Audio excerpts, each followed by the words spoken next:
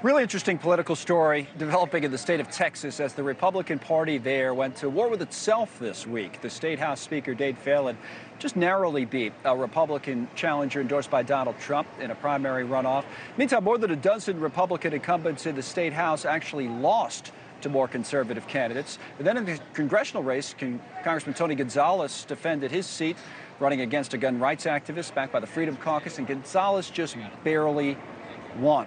From the Houston Chronicle, the columnist Chris Tomlinson joins us with more on this. I don't know, you know better than me, Chris, but even the New York Times had a big headline about it. I'll put it up on the screen for context. That a Texas GOP at war with itself.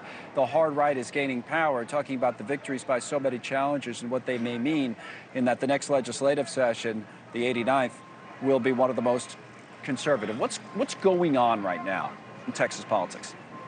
I think we're seeing the finale of a decade-long battle for control of the Republican Party between the traditional business wing that was primarily interested in small government, low regulations, low taxes, and a culture warrior wing, a Christian nationalist wing, if you will, that was backed by some billionaire oil men in West Texas who want a much more culturally conservative GOP to control Texas.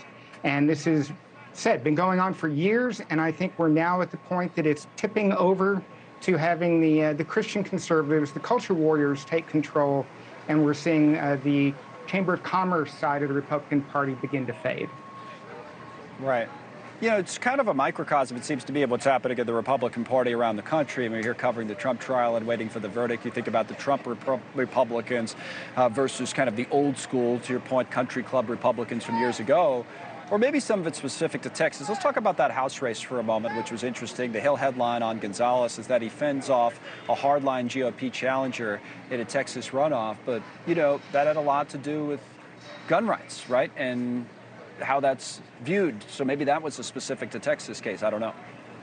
Well, the right wing targeted Tony Gonzalez after he showed a willingness to consider gun control legislation following the massacre at the Robb Elementary School in Uvalde, a city that's within his district.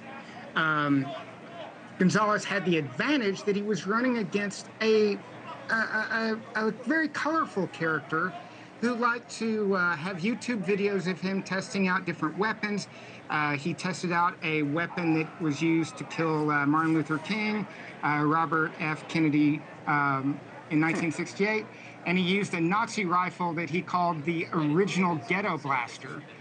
So if there was anyone who was going to lose from the right, it was going to be Brandon Herrera.